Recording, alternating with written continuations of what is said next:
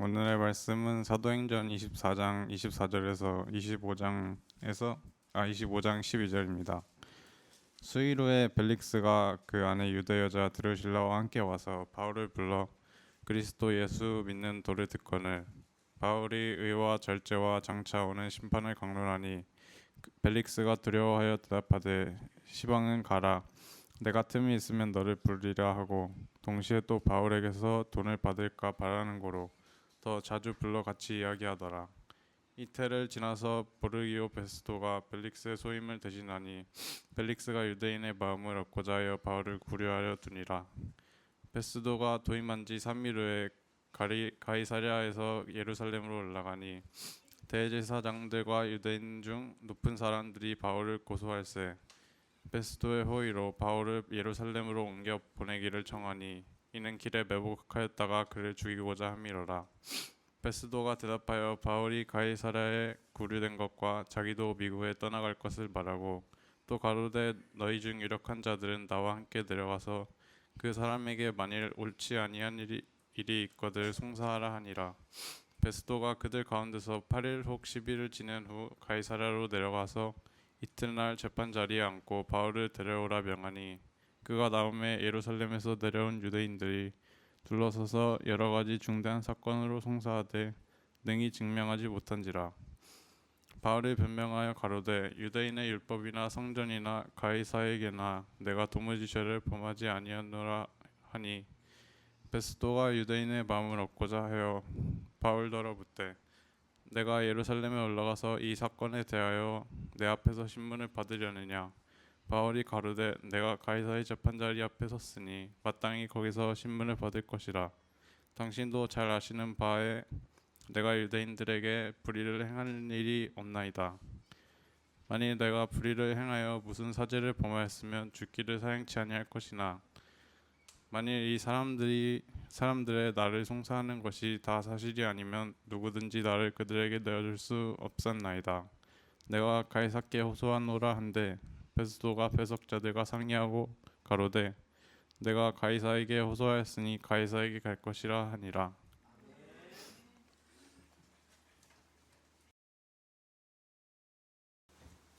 (1994년에는) 조금 인상적인 영화들이 굉장히 많이 개봉이 되었습니다. 여러분들이 기억하실지 모르겠지만 가장 대표적인 영화가 포레스트 검프라는 영화가 있었고 가을의 전설, 그다음에 우리 젊은 애니메이션을 좋아하는 사람들이 가장 좋아하는 영화 가운데 하나는 라이언 킹이 1994년에 상영이 되었습니다. 그리고 산드라 블록이 주연했던 스피드라고 하는 영화도 1994년에 개봉이 되었습니다. 그런데 1994년에 개봉한 영화 가운데에 감옥을 배경으로 한 영화가 하나 있었습니다. 혹시 그 제목을 아십니까? 쇼생크 탈출입니다. 누군가가 말을 했습니다. 예. 쇼생크 탈출은 소설을 영화한 내용입니다. 대충 다 아실 텐데 오늘은 그 줄거리를 말씀하는 것이 아니라 제가 드리고 싶은 말씀은 영화를 보다 보니까 어떤 내용이 나오냐 하면 이런 내용이 나옵니다. 정작 그 내용은 감옥에 갇혀 있는 내용인데 누가 감옥에 있고 누가 자유인인지 조금 이 구분이 되지 않는 그런 장면들이 여러 번 등장합니다. 그 중에 가장 대표적인 두 존재가 누구냐면 주인공 앤디라고 하는 사람이 있습니다. 이 앤디는 원래 은행원 부지점장이었는데 살인의 누명을 써서 종신형을 선고받았던 사람입니다. 그리고 두 번째 사람은 교도소장은 거기서 가장 많은 자유를 누릴 수 있는 사람인데 노튼이라는 사람인데 이 두 사람의 인물이 대조가 되고 있습니다.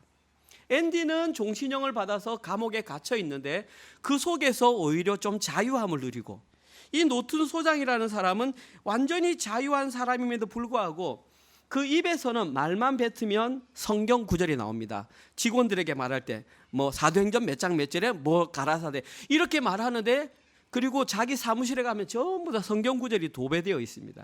그런데 실제로 그 사람의 삶을 열어보면 돈이 되는 일이라면 어떤 것도 가리지 않고 다 행하는 아주 악한 사람이 노튼으로 나와 있습니다. 결국 어떻게 됐냐 하면 결말적으로 앤디는 물론 탈옥을 했지만 자유를 얻게 되었고 이 노튼 소장은 총으로 스스로 목숨을 끊는 안타까운 결말을 맞이하고 말았습니다. 사랑하는 성도님들 생각에는 이 두 사람 가운데 누가 진짜 감옥에 갇혀 있던 사람이라고 생각하십니까? 오늘 본문에는 이 쇼생크 탈출에 나오는 내용과 아주 유사한 내용이 오늘 본문에도 기록되어 있습니다. 먼저 감옥에 갇혀 있었던 사람은 바로 사도 바울입니다. 그리고 이 사도 바울을 신문하는 두 명의 총독이 오늘 본문에 등장합니다. 첫 번째 등장하는 총독의 이름은 벨릭스라고 있는데 영어로는 펠릭스라고 되어 있습니다. 그 의미는 행복 이런 뜻입니다. 행복이라는 총독이 신문을 하고 있습니다. 그의 후임으로 왔던 두 번째 총독 이름은 한글로는 베스도라고 되어 있고 영어로는 페투스, 이것도 F로 되어 있습니다. 그 의미는 기쁨 혹은 명절입니다. 그러니까 두 명의 총독 펠릭스와 베스도라고 하는 총독이 죄수 사도 바울을 신문하는데 오늘 본문을 읽어보다 보면 과연 누가 정작 감옥에 갇혀 있는 사람인지 누가 자유인인지 좀 구분하기 힘든 장면들이 나와 있습니다. 오늘 설교 내용의 핵심 내용은 그 두 총독이 갇혀 있었던 감옥의 형태는 무엇인가? 실제로는 가장 많은 자유를 경험할 수 있음에도 불구하고 오히려 어떤 자신만의 감옥에 갇혀 있는 그 두 총독의 모습을 보면서 그들이 갇혀 있었던 그 감옥의 실체는 무엇인지, 그리고 오늘 본문에는 그들이 감옥에서 나올 수 있는 방법까지도 명확하게 제시되어 있습니다. 뿐만 아니라 사실은 오늘 본문 내용은 저희들을 향한 내용이기도 합니다. 저희들도 다른 사람에게 말은 못하지만 자신만이 자신을 가두고 있는 감옥이 존재할 수 있습니다. 만약에 그 감옥이 존재한다면 그 감옥에서 빠져나와야 합니다. 그리고 진리 안에서 자유를 경험하여 우리가 정말 주님과 더욱더 깊은 교제를 나눌 수 있는 그런 시간이 되는 시간이 바로 이 시간입니다. 오늘 설교를 통해서 그 길을 한번 함께 찾아보도록 하겠습니다. 첫 번째 내용입니다. 첫 번째 감옥의 내용은 재물의 감옥입니다. 돈의 감옥입니다. 돈의 감옥.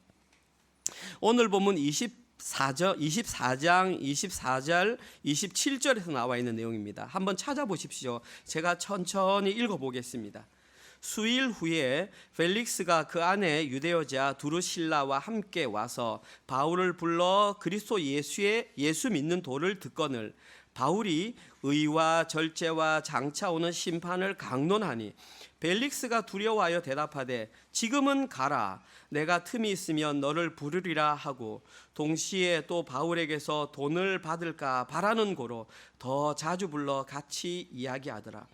이태가 지난 후 2년이 지난 후 보르기오 베스도가 벨릭스의 소임을 이어받으니 벨릭스가 유대인의 마음을 얻고자 하여 바울을 구류하여 두니라. 이 내용 가운데에 저희들은 벨릭스라고 하는 총독이 갇혀 있었던 그 재물의 감옥을 한번 살펴볼 필요가 있습니다. 여기에 대해서 첫 번째 살펴볼 내용은 벨릭스라고 하는 아내의 이름이 드루실라라는 것입니다. 드루실라가 과연 누굴까요? 그 드루실라라고 하는 이름의 뜻은 이슬에 젖은 이런 뜻입니다. 아주 좀 참 이름이 이슬에 젖은 드루실라. 그런데 이 여인을 뭐라고 표현하냐면 유대 여자라고 표현했습니다. 로마 총독의 아내가 유대인이다. 그리고 그 사람의 이름이 드루실라다. 한번 살펴볼 필요가 있습니다. 그런데 실제로 이 사람은 유대 여자가 아닙니다. 어떤 면에서는 오늘 본문에는 유대 여자라고 나와 있지만 유대인의 피가 섞여 있는지는 잘 모르겠습니다. 이 사람이 누구냐 하면 사도행전 12장 1절에서 저희들이 살펴보았던 헤롯이라고 하는 왕이 있었습니다. 이 헤롯은 어떤 일을 했냐 하면 요한복음을 기록했던 요한복음의 기록자 요한의 형제가 누구죠? 야고보입니다. 그 야고보를 목을 베었던 최초는 두 번째인가? 하여튼 사도 중에서 가장 먼저 목숨을 잃었던 야고보를 죽였던 사람이 바로 이 헤롯 대왕입니다. 그런데 이 헤롯 대왕의 막내 딸이 바로 두루실라입니다. 쉽게 말해서 이 두루실라는 그 당시 유대의 분봉왕으로 있었던 헤롯 왕의 막내 딸입니다. 공주입니다. 공주. 그리고 이들의 형제가 내일 본문에 나와 있습니다. 사도행전 25장 13절에 보면 내일 아침 묵상 첫 구절인데 이런 내용이 나옵니다. 뭐라고 나오냐면 수일 후에 아그리빠 왕과 버니게가 베스도에게 문안하러 가니 총독이 바뀌니까 두 사람이 문안하러 오는데 첫 번째 아그리빠 왕이 오고 두 번째 버니게가 옵니다. 이들이 누구냐 하면 드루실라의 오빠와 언니입니다. 헤롯 대왕의 딸들. 그러니까 지금 총독이 바뀌었으니까 그 다른 지역의 분봉왕과 또 다른 공주가 인사하러 왔다 이 말입니다. 결론적으로 이 두루실라라고 하는 여인은 그 당시 헤롯 대왕의 막내 딸이었다. 그런데 오늘 본문에서는 벨릭스와 결혼을 했다 그랬는데 역사학자들이 문서를 찾아보니까 벨릭스와 두루실라가 결혼할 당시에 두루실라의 나이가 20세가 안 되었다는 것입니다. 아주 어렸습니다. 근데 더 놀라운 사실은 20세가 안 됐음에도 불구하고 이 당시 이미 이 두루실라는 에메사라고 하는 작은 나라의 아지주스라고 하는 왕의 아내가 된 적이 있습니다. 그리고 그때가 15세 혹은 16세라고 추정합니다. 현실적으로 무슨 말이냐 면 이 두루실라라고 하는 여인은 너무나 이뻤습니다. 그래서 이미 16세의 다른 작은 나라 왕에게 시집을 갔는데 총독이 그걸 본 겁니다. 너무나 예뻐가지고 나 저 사람을 꼭 내 아내로 맞이하고 싶다라는 그런 탐욕이 생겼던 것입니다. 이게 자기 힘으로 안 되니까 역사학자들에 의하면 구브로의 마술사 야토모스라고 하는 사람의 힘을 빌어서 가몬 이서를 통해서 그 아내를 맞이했다는 것입니다. 그리고 그때 벨릭스가 두루실라를 아내로 맞이했을 때 세 번째 결혼한 것이라고 합니다. 결론은 뭐냐 하면 이 벨릭스는 탐욕이 아주 가득했던 사람입니다. 여자도 아니면 또 나중에 알겠지만 재물도 탐욕이 굉장히 많았던 인물이다. 오늘 본문에서 두 번째 살펴볼 것은 이 두 사람이 아주 특별한 행동을 합니다. 오늘 본문 24절에 보면 그들은 24절에서 뭐라고 하냐면 드루실라와 함께 바울을 불러서 그리스도 예수 믿는 도를 들었다고 말했습니다. 벨리스 총독이 자기 아내와 함께 감옥에 갇혀 있는 바울을 불러서 그리스도 예수 믿는 도를 들었다. 저기에 기록된 그리스도 예수는 우리가 아는 그 말이고 믿는 도, 이 헬라어가 뭐냐면 피스티스입니다. 피스티스는 믿음입니다. 믿음. 다시 말해서 이 사람은 예수 그리스도의 믿음에 관한 내용을 직접 들었다. 이 사람이 개종할 마음이 있었는지 모르겠지만 이때 사도 바울이 전했던 것은 예수 그리스도에 관한 믿음은 단 하나밖에 없습니다. 십자가 복음입니다. 자, 생각해 보십시오. 10여 년 전에 선교사로 부름을 받아서 소아시아와 여러 지역에서 기적과 이적을 일으키며 복음을 전했던, 그리고 많은 교회에 편지를 썼던, 지금은 성경에 기록된, 다시 말해서 성경의 저자에게 직강으로 십자가 복음을 듣는 기회가 쉬울까요? 없습니다. 우리는 지금 그가 남긴 책을 건건히 읽고 있는데 이 사람은 저자로부터 직접 자신이 전했던 복음과 그 내용의 기적들을 가장 가까이서 들었다. 쉽게 말해서 구원에 이르기에 가장 가까이 다가갈 수 있는 기회가 있었다라는 것입니다. 아주 특수한 경우입니다. 그런데 너무나 안타까운 사실은 이들이 사도 바울로부터 십자가 복음에 관하여 개인 교습까지 받았음에도 불구하고 그 믿음을 받아들이지 못했다라는 사실입니다. 오늘 보면 25절에 보면 오히려 그로부터 강론을 들었는데 결과가 뭐였냐 하면 보십시오. 벨릭스가 두려워하여 대답하되 지금은 가라. 아까 이사기가 읽었는데 이사기는 개역 개정을 읽은 것이 개역을 읽었습니다. 뭐라고 했습니까? 언제는 가라? 시방은 가라. 옛날 표현입니다. 지금은 지금이라고 그랬는데 과거 성경에는 시방은 가라. 멋있는 것 같습니다. 아무튼 첫 번째 벨릭스가 느꼈던 감정은 두려움이었습니다. 사도 바울로부터 십자가 복음에 관한 내용을 들었는데 두려움을 느꼈다. 원어에는 뭐라고 나와 있냐면 매우 놀랐다 그렇게 되어 있습니다. 그러면 벨릭스는 왜 십자가 복음을 개인 교습까지 받고도 두려워하고 놀라기만 하였지 받아들이지 못했을까요? 오늘 부분의 첫 번째 핵심 내용입니다. 그 이유는 사도 바울 아니죠. 벨릭스의 마음이 엉뚱한 곳에 가 있었기 때문입니다.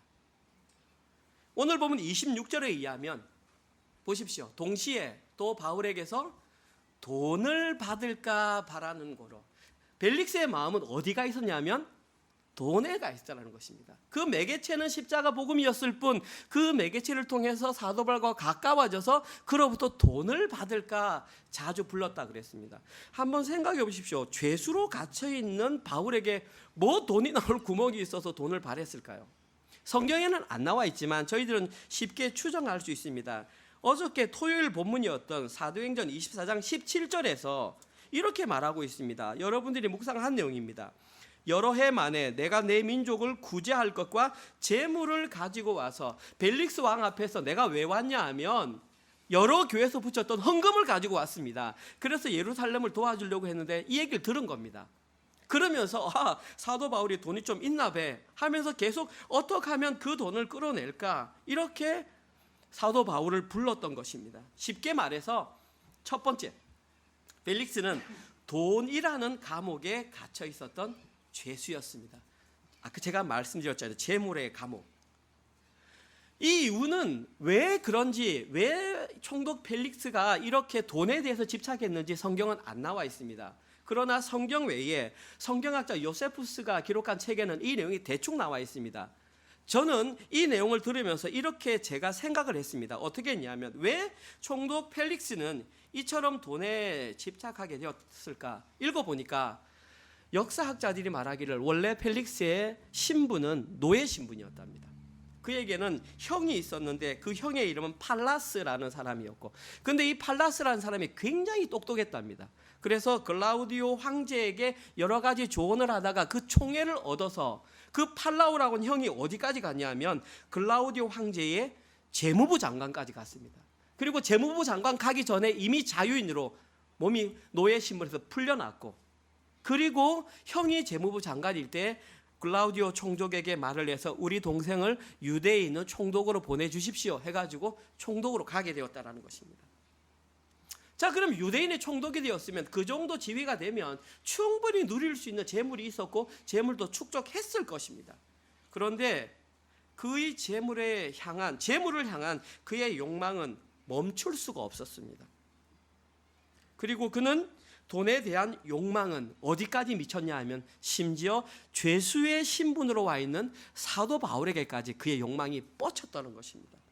여기서 저희들이 알 수 있는 한 가지 사실은 누군가 한번 돈의 재물이 된다면 거기서 빠져나오기가 너무 힘들다라는 것입니다.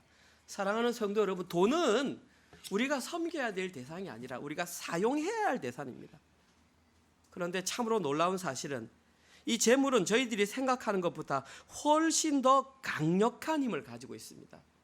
그래서 돈에 대해서 절대 쉽게 생각하면 안 됩니다.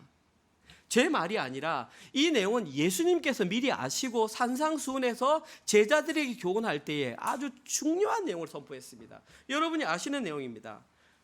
마태복음 6장 24절. 조금 길지만 한번 같이 읽어봅시다. 시작. 한 사람이 두 주인을 섬기지 못할 것이니 혹 이를 미워하고 저를 사랑하거나 혹 이를 중히 여기고 저를 경히 여김이라. 너희가 하나님과 재물을 겸하여 섬기지 못하느니라. 예수님은 두 가지를 말하고 있습니다. 첫 번째 무엇을 말하고 있냐면 사람은, 인간이라는 존재는 동시에 두 주인을 섬길 수 없다. 그 존재가 하나님이든 뭐든 한 주인을 섬기게 되면 거기에 마음이 뺏겨서 다른 주인을 섬길 수 없다. 첫 번째.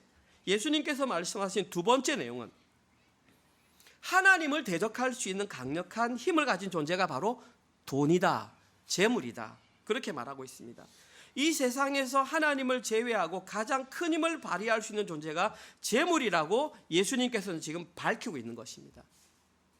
오늘 본문에서 벨릭스는 그 재물이라는, 심지어 오늘 본문에 예수님께서 말씀하신 본문에 의하면 재물은 우상입니다.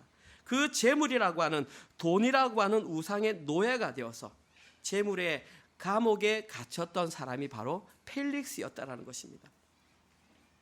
너무나 놀라운 사실은 펠릭스처럼 살아가는 사람이 지금 이 시대에도 너무나 많이 존재한다는 사실입니다. 사실은 저희들은 좀 잘 알고 있습니다. 얼마나 많은 사람들이 돈의 노예로 살아서 지금 이 시대에 돈으로 인해서 살인과 온갖 나쁜 악행들이 벌어지는지를 저희들은 너무나 잘 알고 있습니다. 그런데 하나님께서는 너무나 감사하게도 아주 극소수의 사람을 통해서 이와 반대로 살아가는 사람들이 있음을 우리에게 보여주셨습니다. 그리고 그들의 입술에서는 이러한 고백을 하게 만드셨습니다. 빌립보서 4장 11절에서 12절 내용입니다.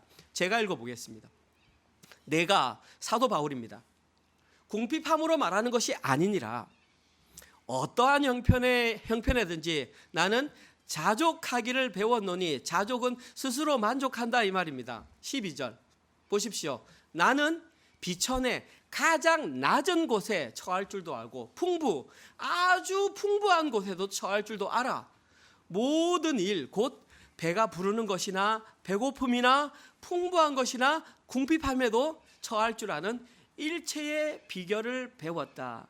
사도 바울이 빌립보 성도들에게 말했습니다. 사도 바울이 빌립보서를 기록할 때에 어디에 있었을까요? 감옥 안에 있었습니다. 감옥 안에서 글을 적었습니다. 나는 풍부도 알고 비천도 안다. 그러나 나는 일체의 비결을 배웠다. 그 비결이 뭐냐 하면 자족하는 것이다. 그리고 4장 13절에서 그 유명한 말을 합니다.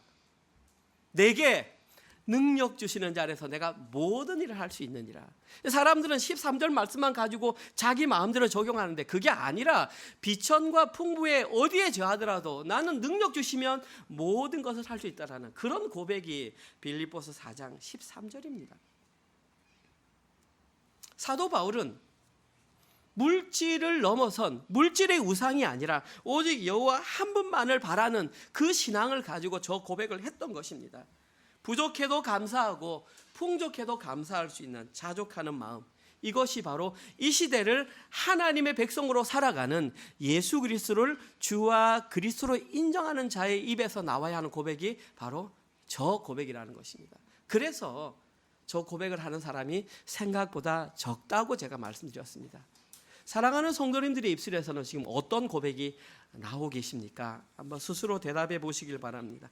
오늘 본문에 기록된 두 번째 감옥은 인정의 감옥입니다. 인정. 이 인정은 뭐냐 하면 사람으로부터 인정받는 걸 말합니다. 오늘 본문 25장 1절에서 9절에 이 내용이 나와 있습니다. 천천히 제가 읽어보겠습니다. 베수도가 부임한 지 3일 후에 가이사랴에서 예루살렘으로 올라가니 대제사장들과 유대인 중 높은 사람들이 바울을 고소할세 베수도의 호의로 바울을 예루살렘으로 옮기기를 청하니 이는 길에 매복하였다가 그를 죽이고자 함이더라. 베수도가 대답하여 바울이 가이사랴에 구류된 것과 자기도 멀지 않아 떠나갈 것을 말하고 또 이르되 너희 중 유력한 자들은 나와 함께 내려가서 그 사람에게 만일 옳지 아니한 일이 있거든 고발하라 하니라. 베수도가 그들 가운데서 8일 혹은 10일을 지낸 후 가이사랴로 내려가서 이튿날 재판의 자리에 앉고 바울을 데려오라 명하니 그가 나오매 예루살렘에서 내려온 유대인들이 둘러서서 여러 가지 중대한 사건으로 고발하되 능히 증거를 대지 못한지라. 바울이 변명하여 이르되 유대인의 율법이나 성전이나 가이사에게 내가 도무지 죄를 범하지 아니하였노라 하니 베스도가 유대인의 마음을 얻고자 하여 바울더러 묻되 네가 예루살렘에 올라가서 이 사건에 대하여 내 앞에서 신문을 받으려느냐. 여기까지입니다. 여기에서 저희들이 가장 먼저 살펴볼 것은 베스도 총독이라는 사람의 성품 혹은 인품, 그의 성격을 살펴볼 수가 있습니다. 오늘 본문에는 두 가지 구절이 나와 있습니다. 베스도의 성품을 알 수 있는 구절, 첫 번째 구절은 1절입니다. 베스도가 부임한 지 3일 만에, 이 말입니다. 자, 베스도는 펠릭스를 대신해서 이어받은 총독입니다. 그럼 총독이 가장 먼저 가는 곳은 어디냐면 자기의 진영이 있는 가이사랴에 먼저 도착합니다. 그런데 도착했는데 거기에 하루 반 지나면서 가장 먼저 했던 행동이 뭐냐면 예루살렘으로 간 것입니다. 왜 갔을까요? 예루살렘이 가장 핫 이슈가 되는 플레이스이기 때문입니다. 거기서 문제가 발생하고 있으니까 당장 거기로 올라가겠다라는 것입니다. 다시 말해서 베스도는 시간을 허투루 쓰지 않겠다라는 것입니다. 분명하게 자기 할 일을 하겠다라는 것입니다. 첫 번째 성품, 성실함입니다. 베스도는 예루살렘에서 대제사장들과 올라간 후에 유대인들 중 높은 사람을 만나서 그들에게 대화를 하는 가운데 오늘 본문 2절과 3절에 보면 그들이 사도 바울을 고소하는 것을 볼 수 있습니다. 그러면서 뭐라고 말하냐면 은근슬쩍 이렇게 말합니다. 총독이여, 바울을 예루살렘으로 조금 데려와서 심판받게 할 수 있습니까? 은근슬쩍 물었습니다. 왜냐하면 과거에 그런 일이 있은 줄 몰랐다고 생각한 거죠. 이때에 그 진짜 이유가 뭐냐 하면 밑에 보십시오. 이는 왜냐하면 because of 길에 매복하였다가 그를 죽이고자 딱 옮기면 딱 가가지고 딱 죽이려고. 우리가 지난주에 묵상한 대로 바울을 죽이기 위해서 금식하는 자가 40명이나 숨어 있었습니다. 살인자들이 딱 사도 바울을 죽이려고. 얼마나 그들이 이렇게 사도 바울의 악감정을 품었는지 알 수 있습니다. 이때에 베스도는 이들의 요청을 아주 단호하게 거절합니다. 아까 말했듯이 분명한 사람입니다. 단호하게 거절합니다. 오늘 보면 4절에 보면 두 가지 이유를 제시합니다. 첫 번째, 1번. 사도 바울은 지금 가이사랴에 잘 구리되어 있다. 감옥에 잘 갇혀 있다. 걱정하지 마라. 두 번째, 2번. 나도 멀지 않아 곧 떠나갈 것이다. 예루살렘에 오래 안 머무르 있을 것이다. 나랑 같이 올라가자. 그의 말하는 것은 분명한 성격이 드러나고 있습니다. 명확하게 자기 자신, 사람들의 감정이나 청탁에 흔들리지 않고 시간을 아끼는 그런 분명한 인물이 베스도였다. 첫 번째 성격. 두 번째 알 수 있는 성격은 오늘 보면 8절입니다. 오늘 8절에 보면 이렇게 말합니다. 바울이 변명하여 아이고 제가 잘못했구나. 8절이 아니고 하여튼 몇 절인지 모르겠습니다. 죄송합니다. 9절인지. 내가 예루살렘에 도착한 지 여러분이 보십시오. 8일 혹은 10일 만에 가이사랴로 돌아갈 것이다. 이렇게 말을 하고 있습니다. 일반적으로 신임 총독이 오면 예루살렘에 도착했을 때 여러 사람들을 만나서 대접을 받고 식사를 하고 하다 보면 대략 평균적으로 6절이네요.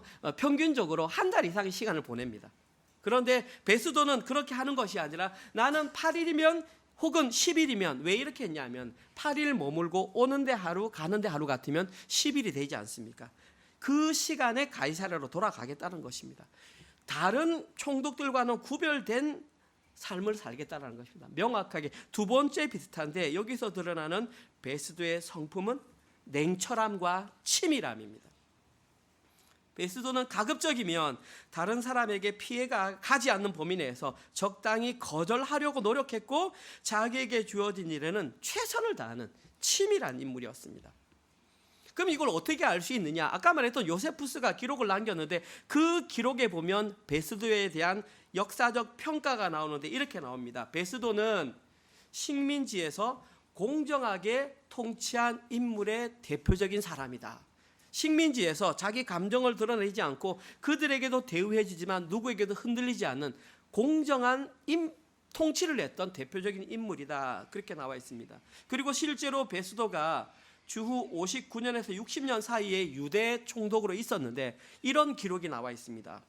베스도는 유대 지역에 존재하던 열심당의 문제를 해결하였다. 열심당이 누구냐 하면 예수님의 제자 가운데 있었던 그 유대의 독립을 위해서 움직였던 독립운동가들입니다. 그런데 그들은 칼을 들고 다녔습니다.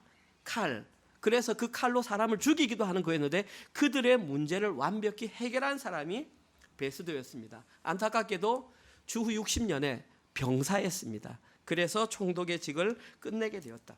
한마디로 말해서 인간적으로 볼 때 인간 베스도는 성실하고 치밀하고 굉장히 냉철한 인물이었습니다. 그래서 자기에게 주어진 일에 최선을 다했던 다른 사람으로부터 충분히 존경받기에 훌륭한 사람이었습니다. 그런데 그 사람에게도 한 가지 해결하지 못한 한 가지 문제가 있었습니다. 그것이 뭐냐 하면 오늘 보면 9절입니다. 베스도가 유대인의 마음을 얻고자 하여 바울더러 묻되 네가 이미 거절했잖아요. 예루살렘에 올라가서 이 사건에 대하여 내 앞에서 신문을 받을 수 있겠느냐. 지금 자기는 굉장히 냉철하고 치밀한 사람인데 은근슬쩍 사도 바울 옆에 가서 이렇게 말합니다. 내가 혹시나 해서 물어보는데 예루살렘에 올라가서 재판을 받아볼 의사는 없을까요? 라고 이렇게 정중하게 물었습니다. 여기에서 중요한 내용은 왜 물었냐라는 것입니다. 나와 있잖아요. 다 같이 읽어볼까요? 9절 초반부 시작. 베스도가 유대인의 마음을 얻고자. 그가 원한 것은 유대인의 마음을 얻고 싶었던 것입니다. 다시 말해서 총독 베스도는 겉으로는 냉철한 척, 성실한 척, 치밀한 척, 그렇게 살았지만 실제로는 사람들의 마음을 얻기 위해서 눈치를 보며 살았던 인정의 노예였던 것입니다. 다시 말해서 인정이라고 하는 감옥에 갇혀 있었던 죄수라는 것입니다. 저희들이 여기서는 분명하게 또 알 수 있습니다. 사람들이 보기에는 아무리 완벽해 보이는 사람이라 할지라도 하나님을 자신의 왕으로 섬기지 않으면 누구라고 할지라도 하나님 외에 다른 것을 왕으로 섬기게 되어 있다는 것입니다. 이것을 쉬운 말로 뭐라고 그럽니까? 우상숭배라 그러지 않습니까? 오늘 본문에서 누군가의 인정을 받으려고 하는 우상은 누구를 섬기냐면 자기 자신을 섬기는 것입니다. 누군가로부터 인정을 받는 것은 내가 그 인정을 받음으로, 내가 좋은 평가를 받음으로 내가 이런 사람이 비춰지기 원하는 자기 자신이라는 우상을 섬기는 것입니다. 결국 베소도 역시 인정의 감옥을 벗어나지 못했던 또 다른 한 사람의 죄수였던 것입니다. 저는 이 설교를 준비하면서 이 사람이 번뜩 떠올랐습니다. 이걸 같이 나누면 좋겠다. 이 사람이 여기에 해당된다라는 확신이 들었습니다. 사무엘상 15장 18절에서 24절 내용입니다. 조금 길긴 하지만 제가 천천히 읽어드리겠습니다. 또 여호와께서 왕을 길로 보내시며, 이 왕은 누구냐 하면 사울 왕입니다. 이스라엘의 초대 왕이었던 사울 왕을 길로 보내시며 이르시기를, 가서 죄인 아말렉 사람을 진멸하되 다 없어지기까지 치라 하셨거늘 어찌하여 왕이 여호와의 목소리를 청종하지 아니하고 탈취하게만 급하여 여호와께서 악하게 여기시는 일을 행하였나이까? 사울이 사무엘에게 이르되 나는 실로 여호와의 목소리를 청종하여 여호와께서 보내신 길로 가서 아말렉 왕 아각을 끌어왔고 아말렉 사람을 진멸하였으나, 실제로는 자기는 순종했다라고 생각하는 것입니다. 그러나 그 다음 절에 다만, 이 다만이 문제입니다. 백성이 그 마땅히 멸할 것 중에서 가장 좋은 것으로 길갈에서 당신의 하나님 여호와께 제사하려고 핑계입니다. 양과 소를 끌어왔나이다 하는지라. 사무엘이 이르되 그 유명한 말을 선포합니다. 여호와께서 번제와 다른 제사를 그의 목소리를 청종하는 것 같이 좋아하시겠나이까? 순종이 제사보다 낫고 듣는 것이 수장의 기름보다 나으니, 이는 이를 거역하는 것은 점치는 것 죄와 같고 완고한 것은 사신 우상에게 절하는 죄와 같음이라.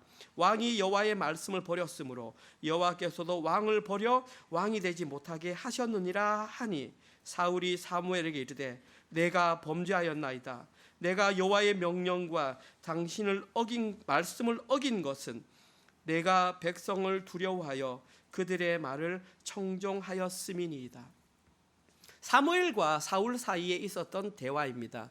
하나님께서는 사무엘을 통하여 사울 왕에게 한 가지 명령을 내렸습니다. 뭐냐 하면 아말렉이라는 족속에게 가서 그들을 진멸하라. 진멸하라라는 그 단어가 헤렘인데 무슨 뜻이냐 하면 시도 없이 죽이라는 것입니다.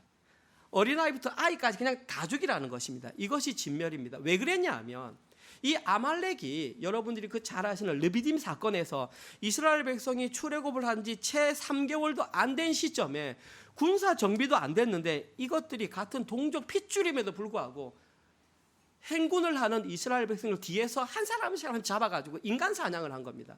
그래서 그렇게 하지 말라고 했음에도 불구하고 아주 비겁하게 힘이 없는 이스라엘 백성들을 뒤에서 공격했던 것입니다. 하나님께서는 이들의 악행을 기억하시고 이스라엘의 초대 왕이 세워지자 사울 왕에게 첫 번째로 했던 명령이 아말렉에게 복수하라는 것이었습니다. 그리고 그 복수는 진멸이었습니다.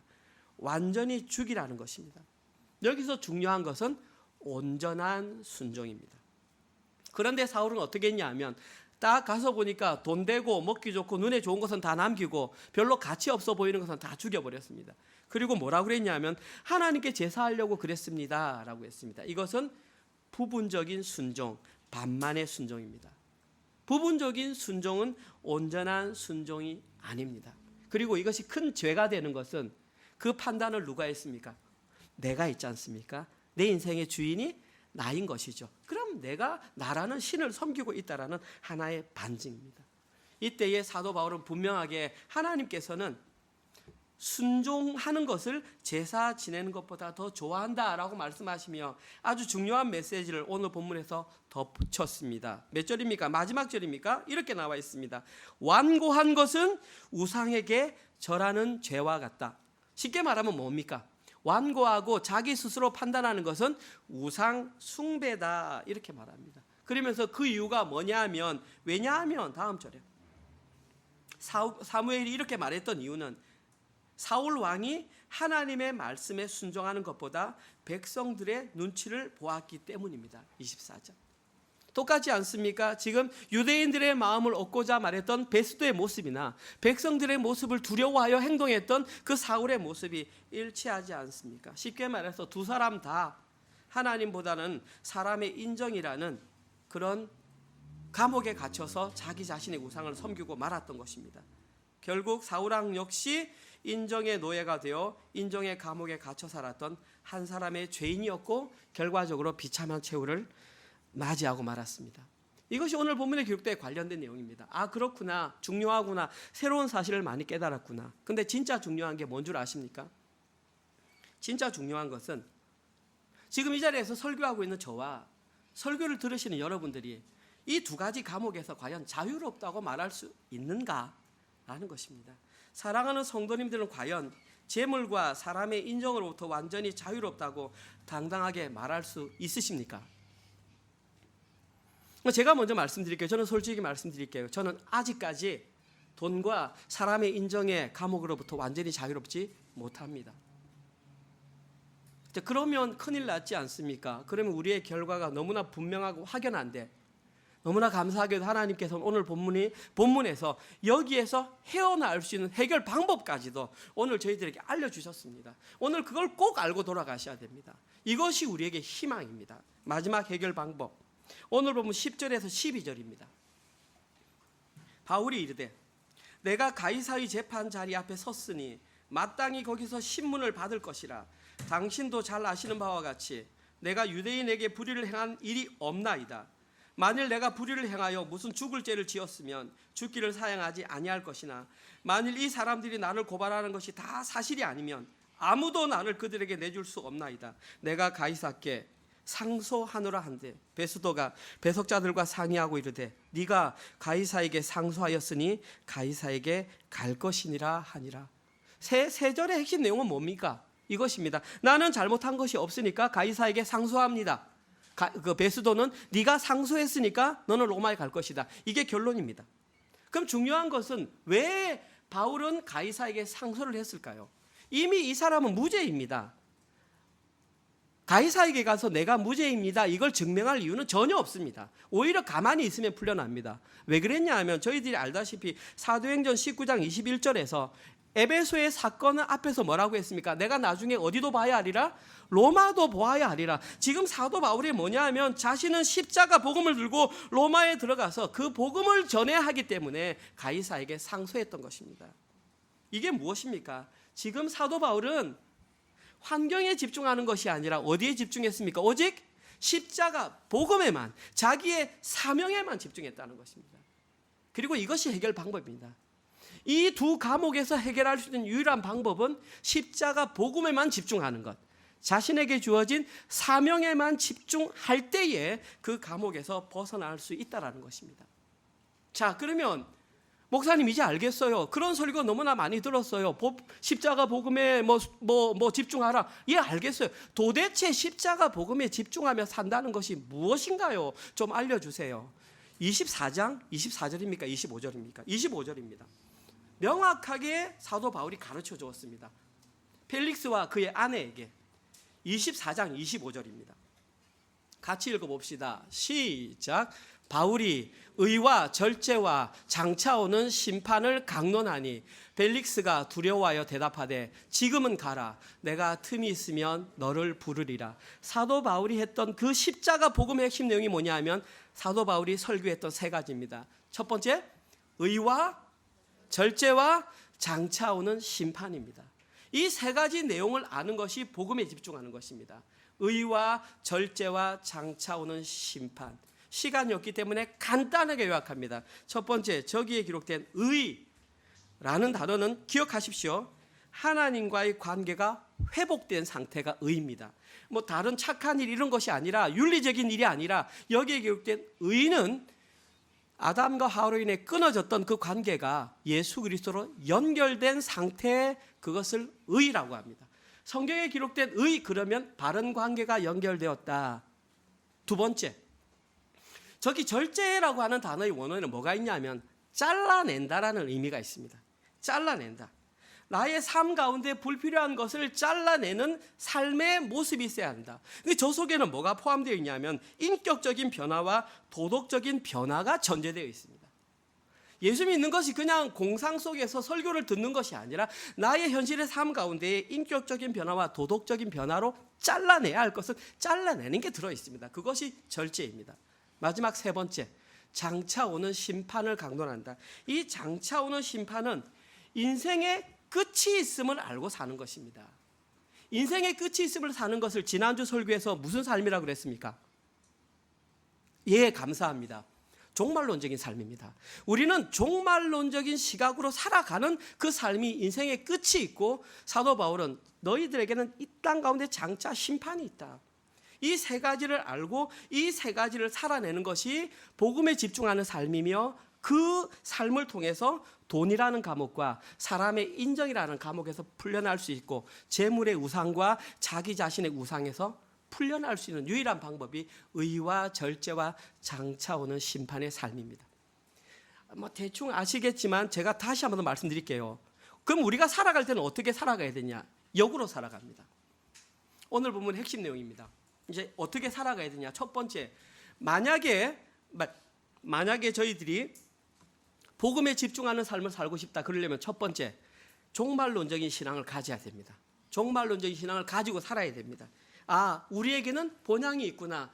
나는 이 땅에서 죽어도 내가 가야 할 천국이 있구나. 내가 진짜 가야 할 집이 있구나. 늘 그런 신앙으로 살아야 됩니다. 쉽게 말해서 이 세상이 전부가 아니구나. 종말론적인 신앙입니다. 자, 그 신앙으로 살아가다 보면 저절로 나오는 것이 절제하는 삶입니다. 끊게 되어 있습니다. 이 땅 가운데에 내가 끊어내야 할 것들, 예수님께서는 그걸 자기 부인과 자기 십자가의 삶이라 그랬고, 사도 바울은 직접 그렇게 살았고요. 자, 내가 돌아가야 할 본향이 있구나. 그러면 그렇게 살기 위해서는 끊어내야 될 자기 부인의 삶이 있구나. 그렇게 되다 보면은 하나님과의 관계가 올바로 되는구나. 의의 상태가 되는구나. 순서는 여기입니다. 그러니까 방법은 간단합니다. 날마다 나는 종말론적인 삶을 살고 있는가? 내 현실의 삶 가운데 절제하는 삶이 있는가? 하나님과의 관계가 회복되는구나. 이렇게 살아내면 내가 의식하지 못하는 가운데 돈이라는 감옥과 인정이라는 감옥에서 벗어나게 되고, 저절로 재물의 우상과 자기 자신의 우상에서 해방되게 되는 것입니다. 성경은 이것을 뭐라고 그럽니까? 그것을 구원이라고 그럽니다. 여러분, 구원 죽어서 땅 천국 가는 게 아니고요. 이 땅 가운데에 그분의 다스림을 받고 평안을 누리는 것이 구원입니다. 그러려면 지금 구원 받아야죠. 지금 오늘 당장 설교 끝나고 우리 현실의 삶 가운데 구원이 있어야죠. 여전히 나는 나의 힘을 붙잡고 살면서 구원 받을 거야. 이걸 모순이라고 그러는 거예요. 신앙은 그냥 비상식적인 게 아니라 상식적인 거예요. 지금 당장 여기서 구원받지 못하고 천국을 못 살면 죽어서도 천국 못 가요. 그런데 이상하게 그 예수님의 오른쪽 그 강도만 생각하면서 나는 내 마음대로 살 거야. 죽기 전에 예수 믿어요 갈 거야. 그거 사기예요. 그거 아닙니다. 그거. 여기서 천국을 살지 못하면 죽어서도 못 살아요. 그것을 구원이라 그러고 자유라 그러고 해방이라 그러고, 그러한 삶을 영생이라 그러는 것입니다. 오늘 설교를 마무리하겠습니다. 오늘 본문에서 벨릭스는 돈의 노예가 되어서 돈의 감옥에 갇혀 있었고, 베스도는 인정의 노예가 되어서 인정이라는 감옥에 갇혀 있다는 것을 배우게 되었습니다. 지금 현재 사랑하는 성도님들은 어떤 감옥에 가장 많이 영향을 받고 계십니까? 만약에 저희들도 아직까지 돈과 인정이라는 감옥에 여전히 갇혀 있다면 저희들은 당장 그 속에서 빠져나와야 합니다. 알고 있으면서도 거기 있어서는 안 됩니다. 그리고 빠져나올 수 있는 유일한 방법은 복음에 집중하는 것입니다. 다시 한번 말씀드립니다. 복음에 집중하는 것은 종말론적인 신앙을 가지고 현실의 삶에서 절제하는 삶을 살면서 하나님과 올바른 관계를 유지하는 그 삶이 복음에 집중하는 삶입니다. 저는 개인적으로 저희 은혜로 장로교회가 아주 중요한 전환점에 서 있다고 생각합니다. 이제 개척한 지 만 3년이 지나고 4년을 지나가면서 이제 저희들은 어떤 교회로 남을지에 대한 명확한 기준점에 서 있다고 생각합니다. 여전히 그냥 우리가 일반적으로 생각하고 있는 그런 교회로 남을 것인지, 아니면 진짜 종말론적인 신앙을 가지고 십자가 복음에만 집중하는 그런 교회로 남을 것인지 기로점에 서 있다고 생각합니다. 이 시점에서 여러분께 진짜 당부드립니다. 이제 더 이상 과거에 매이지 마시기 바랍니다. 그런 차원에서 진지하게 제안을 드립니다. 저희 은혜로 교회 이름으로 다 같이 모였던 예배 자리나 식사 후의 자리나, 저희 은혜로 교회 이름으로 셀 모임을 모였던 자리나, 아니면 두세 사람이 모였던 청년부의 자리라 할지라도 우리의 대화에서는 오직 복음을 알고 복음을 살아내는 그런 대화만 이루어졌으면 좋겠습니다. 우리의 대화 가운데 종말론적인 삶을 어떻게 살았으며 어떻게 절제하는 삶을 살고 있으며 하나님과의 관계가 어떻게 되었는지를 나누었으면 좋겠습니다. 이제 더 이상 과거의 아픔이나 과거의 그런 것에 감옥에서 풀려나시길 바랍니다. 우리가 지금 복음으로 결단하지 못하면, 복음의 대화를 하지 못하면 우리 자녀들은 절대로 그렇게 못 살아갑니다. 우리 자녀들은 안 듣는 것 같아도 우리의 대화를 다 듣고 있습니다. 교회에서는 그렇게 하지만 실제 대화 속에서는 다른 대화를 하면 우리 자녀들이 다 듣고 그렇게 신앙생활합니다. 그러면 교회 변화는 없습니다. 우리 교회는 여전히 그냥 어나더 처치로 그냥 갈 수밖에 없습니다. 그러나 지금 우리가 올바른 신앙으로 결단하면 저는 놀라운 변화가 이곳 작은 지역을 통해서 일어나리라 확신합니다.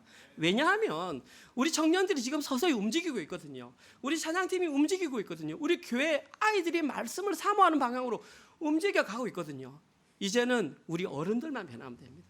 진짜 다른 거 생각하지 마시고 오직 복음에만 집중한다면 우리 교회는 정말 하나님께서 기뻐하는 교회가 될 것입니다.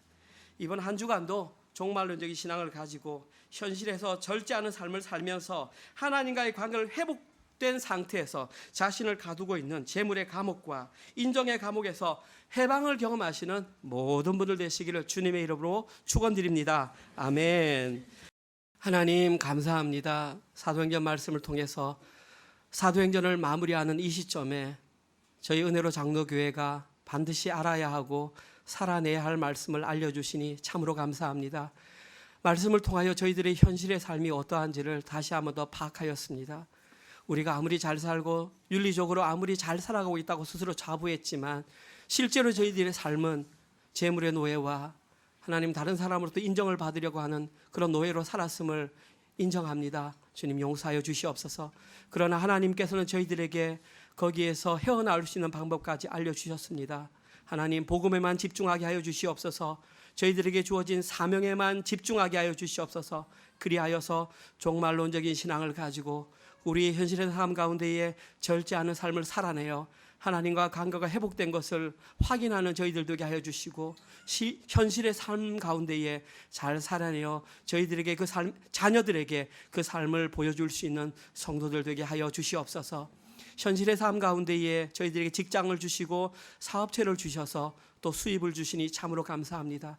그 물질이 우리의 주인이 아니라 하나님이 우리의 주인이라는 것을 현실로 고백하는 마음으로 수입의 11조와 주정헌금과 감사헌금과 셀 모임 헌금으로 하나님께 올려드렸습니다. 이 헌금을 드린 손길마다 하나님께서 복에 복을 더하여 주셔서 하나님 그들의 창고가 가득 차게 하시고 다른 사람을 대접하며 섬겨도 그 창고가 줄어들지 않을 수 있는 은혜를 허락하여 주시옵소서. 행여나 함께 참여하지 못한 자가 있다면 참여할 수 있는 믿음과 참여할 수 있는 물질을 허락하셔서 하늘의 복을 함께 누릴 수 있도록 인도하여 주시옵소서. 이제는 우리 주 예수 그리스도의 은혜와 하나님의 사랑하심과 성령님의 위로교통 감화 깨닫게 하심이 종말론적인 신앙을 가지고 절제하는 삶을 살아 하나님과 의의 관계를 유지하기로 결단하며 살아가기로 결단하는 사랑하는 모든 은혜로 교회 성도들 머리 위에와 지금 이 시간에도 세계 곳곳에 흩어져서 주의 복음을 증거하고 계시는 사랑하는 선교사님들과 그들의 사역과 그들의 가정과 그들의 자녀들 머리 위에 지금부터 영원토록 함께 있을지어다. 아멘.